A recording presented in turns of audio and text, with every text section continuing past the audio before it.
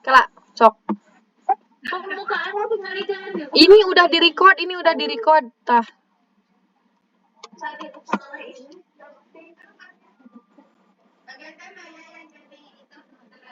Sok Maya moderator.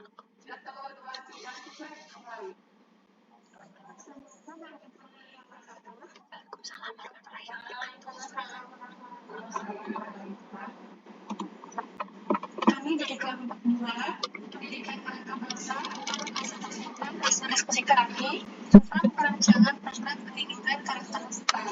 Mata kuliah ilmu didiamkan oleh rasa penasaran dan kepastian. Dan untuk saya sebagai moderator, bersama saya yang bernama Gusti dan Ira Ardiansyah. Next.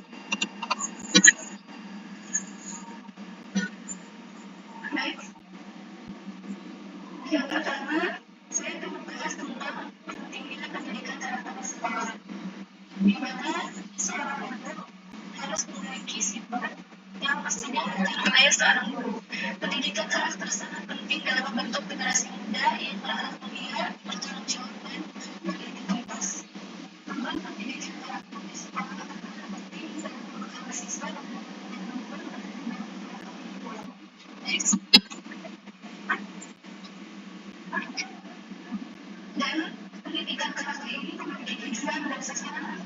Pendidikan karakter tujuannya apa aja? Yang pertama, tujuannya adalah membentuk pribadi siswa yang berkarakter kuat, beretika dan berintegritas. Dan yang kedua, mengembangkan kemampuan sosial dan emosional siswa agar dapat berinteraksi dengan baik di lingkungan sekolah maupun di luar sekolah.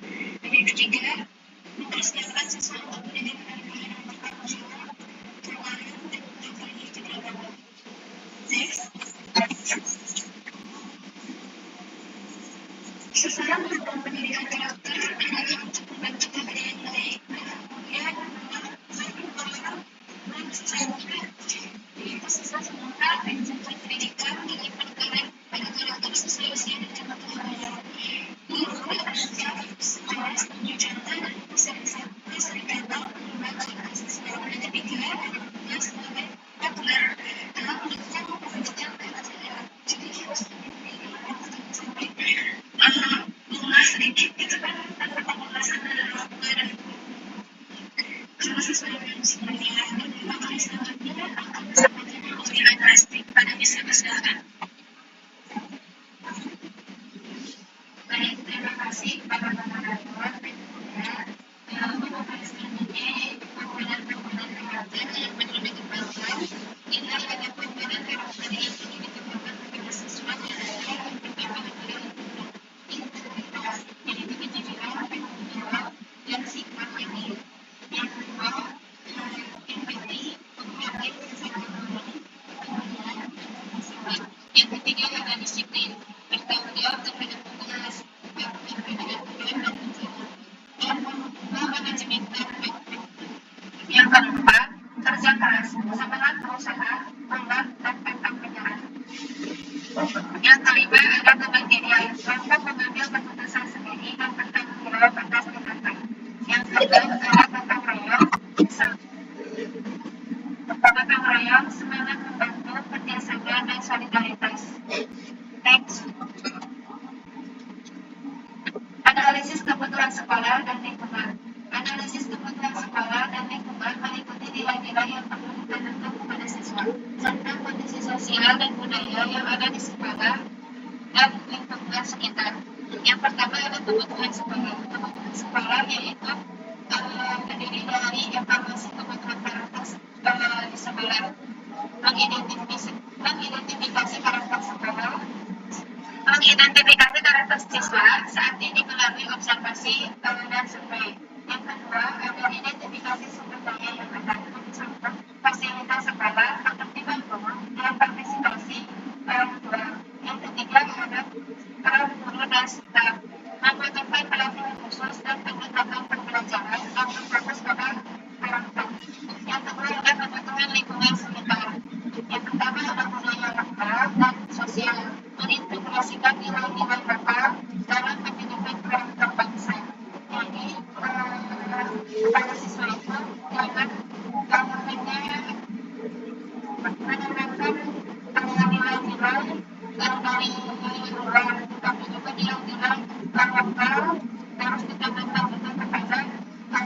peserta didik supaya peserta didik itu mengenal nilai-nilai lokal dan bisa berkarakter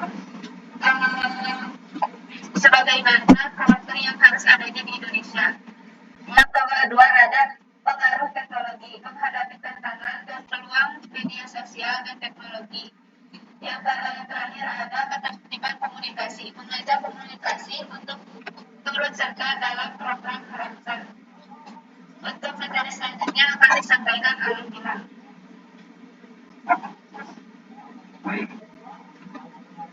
Terima kasih, Pak Gilang.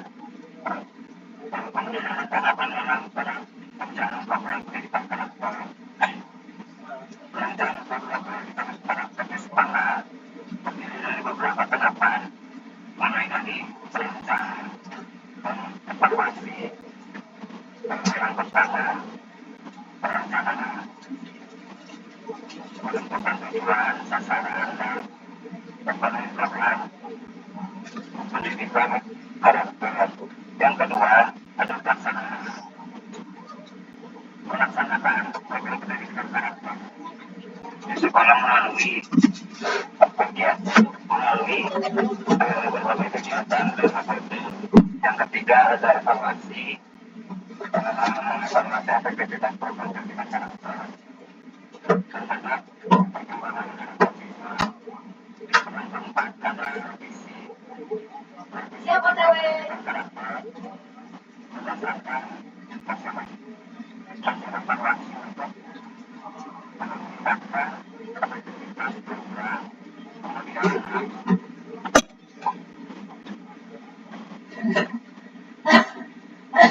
kesimpulan melalui pendidikan karakter siswa diajarkan tentang nilai seperti kejujuran, bertanggung jawab, empati, dan selamat.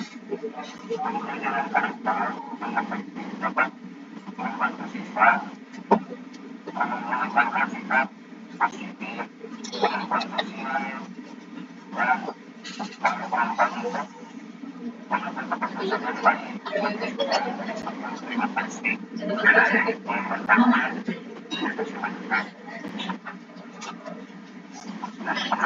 saya. Baik, terima kasih atas penyampaian materi yang disampaikan oleh saya dan pada kesempatan untuk menanya di materi yang telah disampaikan.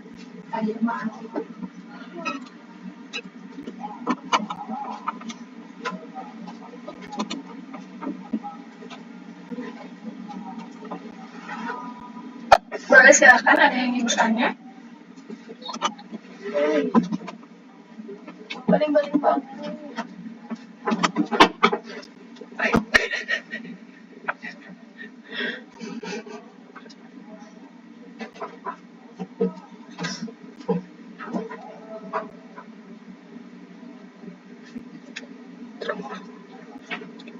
Apakah ada?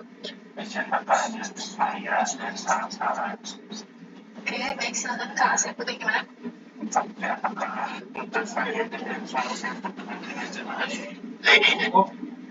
jelas.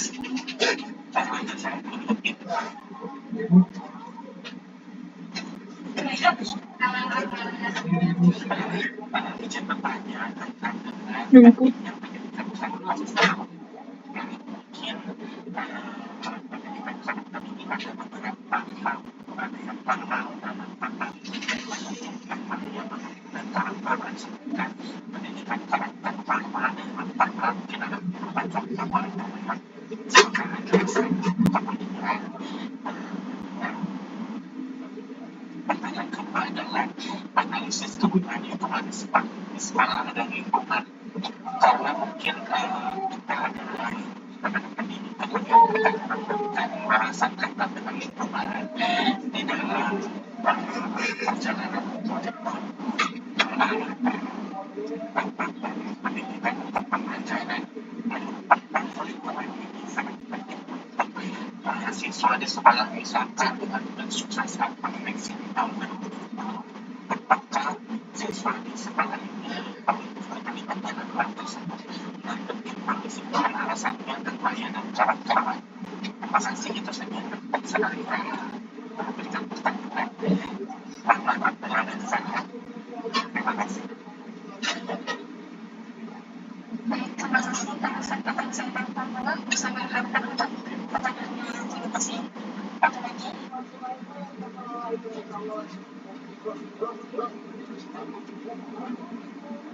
Dari yang lain? Pertanyaan cukup?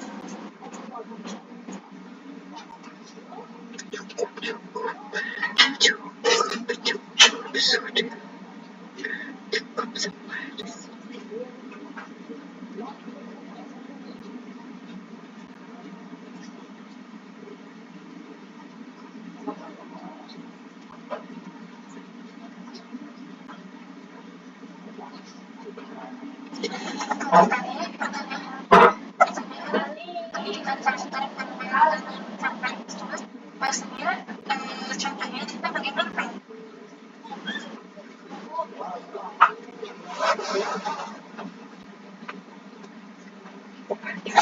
Kenapa?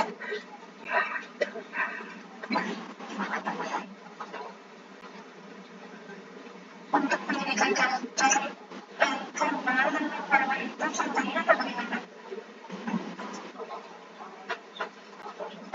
Yang misalnya seperti contoh pendidikan formal yang wajib, misalnya dari jenjang SD sampai SMA seperti itu, atau bagaimana karakternya? Sebenarnya saya sangat juga izin jangan dulu ya sebenarnya nanti sampai kemudian pendapat. Untuk pendidikan formal itu seperti yang pemerintah maksudkan yang sebelumnya 12 tahun di antara SD, SMP, SMA sama perguruan tinggi. Mungkin kalau pendidikan non formal itu lebih ke kayak kursus terus pendidikan yang memang apa ya di luar dari tanggung jawabnya dinas pendidikan, karena kan formal itu masuknya ke dinas pendidikan. Kalau misalkan non formal itu tidak masuk ke dinas pendidikan kayak bimbel, les, terus kayak apa sih namanya tuh pelatihan kerja, kayak gitu kan pengen bisa komputer atau bisa laptop, kayak gitu kan itu termasuknya ke lembaga kursus ya. Jadi itu memang tidak masuk ke dalam pendidikan formal. Izin dari ini yang mempertanyakan adalah pendidikan karakter formal dan formal. Baik.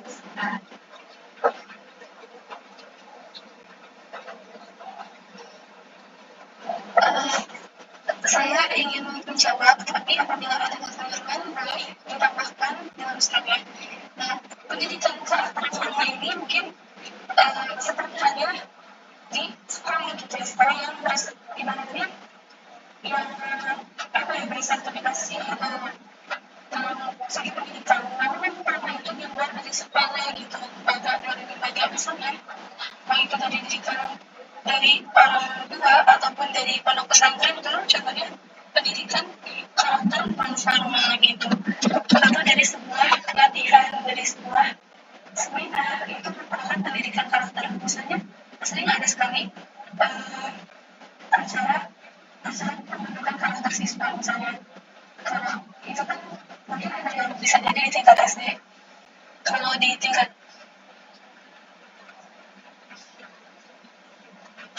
pembentukan karakter, coba kita sambil diskusi nih. Barangkali ada yang menambahkan apa yang saya sampaikan. Boleh Teh Maya izin menambahkan? Ya, Kang Gilang boleh izin ya. Sebetulnya yang dijawab Teh Dila sama Teh Maya itu Kang Asep sudah betul bahwa pendidikan non formal dan formal itu, pendidikan formal itu seperti pendidikan SMP, jenjang SD, SMP, SMA, atau TK itu PAUD itu tuh sudah termasuk ke pendidikan formal. Umumnya kita tahu bahwa itu memang pendidikan formal. Kalau misalkan pendidikan non formal, untuk pendidikan non formal itu memang betul yang tadi Dila jelaskan bahwa eh eh, mohon izin, kalau pesantren itu menurut saya itu masuknya ke pendidikan non formal karena memang tidak diwajibkan oleh negara juga gitu.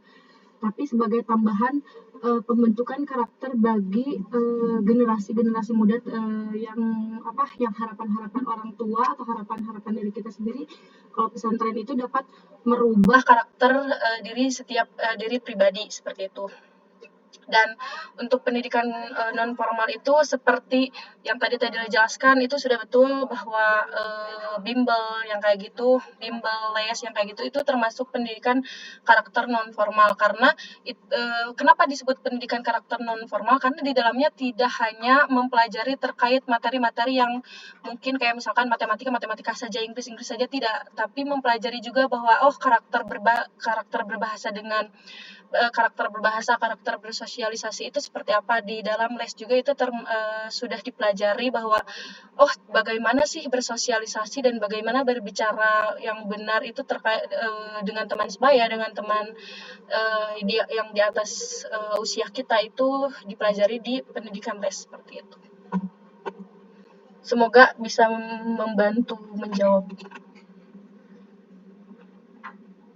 Baik, terima kasih atas tambahannya, Rizna.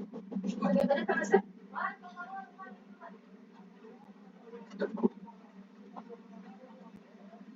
Cukup ya berarti, terima kasih. Ada lagi penanya? Kalau tidak, akan kami tutup presentasi. Ya.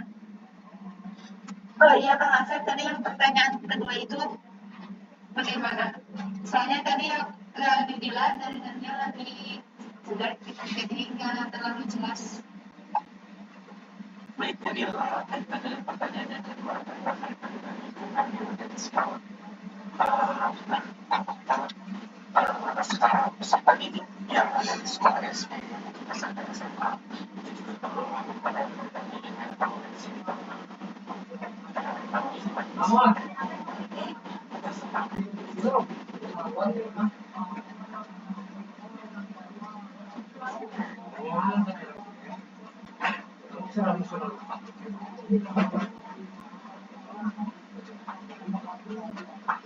Kalau boleh, kata ini gimana, Bang?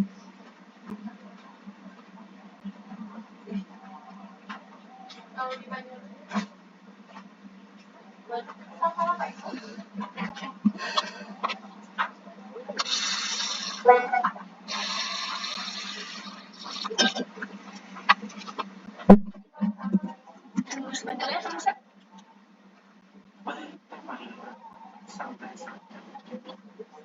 Mungkin lingkungan sekolah mendengar peran penting dalam membentuk karakter peserta didik di masing-masing seperti TK, PAUD, TK, SD, SMP, SMK.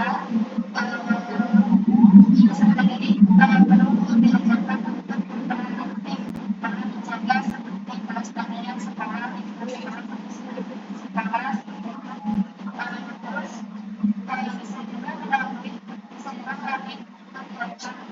seperti itu, si peserta didiknya itu bisa belajar tanggung jawab, terus peduli terhadap lingkungan. Itu juga bisa belajar, si anak itu bisa belajar untuk disiplin.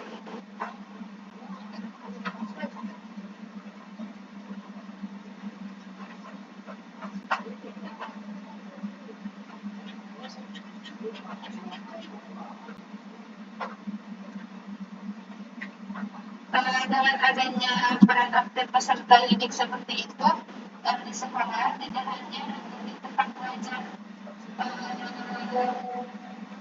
tetapi juga bisa menjadi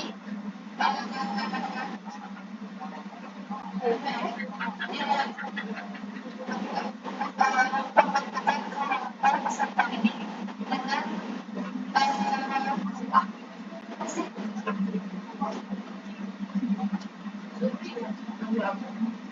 menggunakan nilai-nilai seperti nilai-nilai tanggung jawab kepada peserta didik, terus nilai-nilai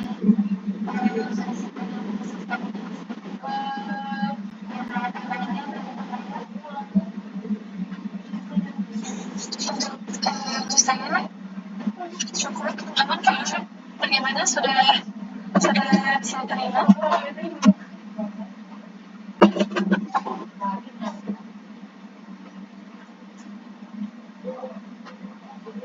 Baik ya, Cukup. ada lagi yang bertanya atau saya akan tutup presentasi.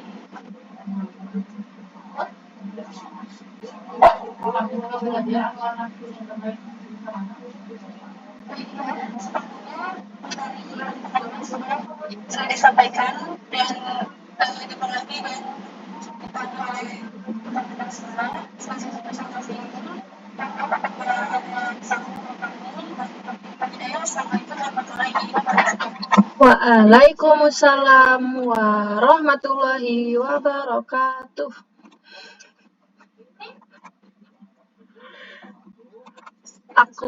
Aku matiin ya recordnya.